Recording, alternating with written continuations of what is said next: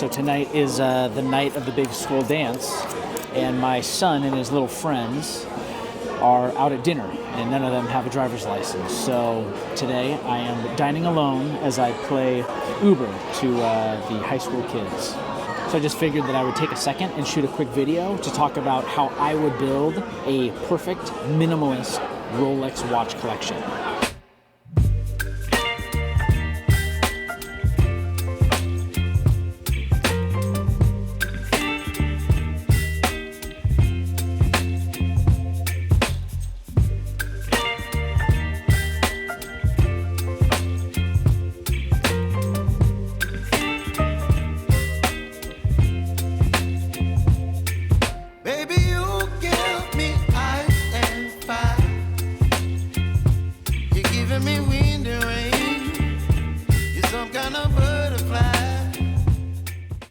Now, when it comes to building a collection, I think there are a few rules. Number one, there's no such thing as a one-watch collection. A one-watch collection is a phrase that's a bit of a misnomer. The word collection alone means that there's more than one of something.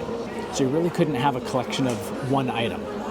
So when I think of what would make a well-rounded or complete collection, what I think of is what is the individual's lifestyle, what are all the situations that they'd find themselves in, and do they have a watch that they would be able to wear in each of those scenarios. So I honestly would have a really hard time having just a single watch, being a one and done watch guy, if you know what I mean. The reason being is because I do a lot of different things. So I'd find it hard to have one watch that would look in place in a formal setting and in place when I'm out with my kids out on a hiking trail. But I could see myself as an individual having two. A chocolate dumpling.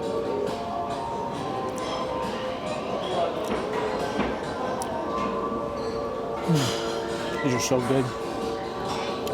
I think they use Jeremy's chocolates, specifically the she-her chocolate inside of a dumpling. So if I was building a Rolex-only watch collection with only two pieces, I would want two pieces at different ends of the formality spectrum, if you will. And actually, if you look at Rolex's catalog, they kind of bifurcate their catalog. They separate their catalog into kind of two different ends of the spectrum. On one end, they have what they call their professional watches. These are what I would consider to be tool-inspired sport watches. So watches like the Submariner, the GMT Master 2, the Daytona, the Air King, the Milgauss, those are all in that professional series or that professional line. And then the second classification that Rolex uses in their catalog are what they call their classic watches. So their classic watches would include things like their Datejust, their Day-Date, the Sky Dweller, and even their Oyster Perpetual line falls under that classic watch line. So if I was trying to build a two-piece Rolex collection, I would get one watch from their professional series, and then I would get one watch from their classic series. The vast majority of days, I would be wearing my professional piece, maybe something like a Rolex Submariner. That gets me through 90% of the situations I find myself in. And then occasionally, if I wanted to do something a little more formal or maybe change things up a little bit, then I would wear that classic piece. I currently own a Explorer 2 and a Submariner, and I really do love both of the watches. I do actually find myself wearing the Submariner probably more often, but I do think that the Explorer 2 makes an awesome field watch, and it is a really good travel companion. But honestly, I do find that there are a lot of overlap between some of their professional pieces. For example, the Submariner and the GMT Master 2 both have ceramic bezels. A lot of the lume plots actually look the same. And so I don't think that you get a lot of variation if you go with just a Submariner and a GMT, for example. At least with the Daytona, you're not getting the round and rectangular lume plots. You do get some different looking dials.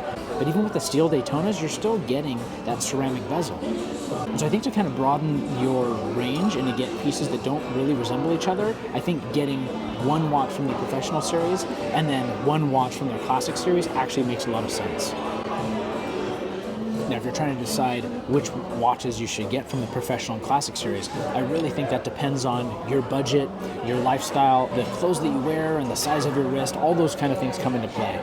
If you're someone that really wants a timing bezel and you do a lot of water sports, something like the Submariner I think makes sense. If you travel a lot and you need to keep track of 24-hour time, well, the GMT Master 2 makes sense. If you're a car guy or you really like chronographs, well, then maybe get the Daytona. either way, I think that just about everyone can pick something from the Rolex Professional line that makes sense with their lifestyle. And so when it comes to their classic watches, I really think that you have to find something, again, that fits your lifestyle, and maybe it's something that's within your budget. I actually find the Datejust, the Day Date, and even the Sky Dweller, they actually have a lot of similarities. And so I don't think you can really go wrong with either one of them, but there is a pretty big price difference between just a simple Datejust and something like a gold Sky Dweller. I personally am a pretty informal guy, and so something like a Rolex Datejust for me would probably be ideal for that classic watch piece. And then in the professional line, I think something like a Rolex Submariner would probably be my ideal pick. My Rolex Submariner is probably my favorite watch, and I find myself using the timing bezel almost on a daily basis to time things. So I could definitely see myself with a no-date Rolex Submariner and maybe a mint green 41 millimeter Datejust with a fluted bezel and Jubilee bracelet. And then if I was trying to expand my Rolex collection and I already had the professional piece and the classic piece, then I would probably get additional professional pieces to help kind of round out things. So maybe if I already had a Datejust and a Submariner, then I might get something like a GMT Master 2, or for me personally, I have the Rolex Explorer 2 because I do a lot of hiking and a lot of field activities, and so I think that the field watch really makes sense for my lifestyle personally. Now, don't get me wrong, I do understand how silly the idea of having a minimalist Rolex watch collection kind of is. Every single Rolex collector that I have personally known is not what I would describe as a minimalist. These people tend to be what Archie Luxury would call a maximalist. These are the kind of people that want to go big or go home, that demand high quality, and maybe have a little bit of narcissism within them that makes them want to flex on their peers. But ultimately, if I was trying to build that minimalist Rolex watch collection, that's probably how I would do it. One watch from their professional line, one watch from their classic watches line, I think will get you through just about any situation that you will find yourself in. Maybe throw in a cheap G-Shock for those days that you're going to be extra rough on your watch and you're not wanting to get your professional watch all scratched up. So there you have it, guys, my thoughts on how to build a minimalist Rolex watch collection. Let me know, which watches would you pick out of the Rolex lineup? One professional watch and one classic watch, if you could only pick two. And remember, guys, it's okay if you occasionally go out and eat dinner by yourself, as long as you wear your watches.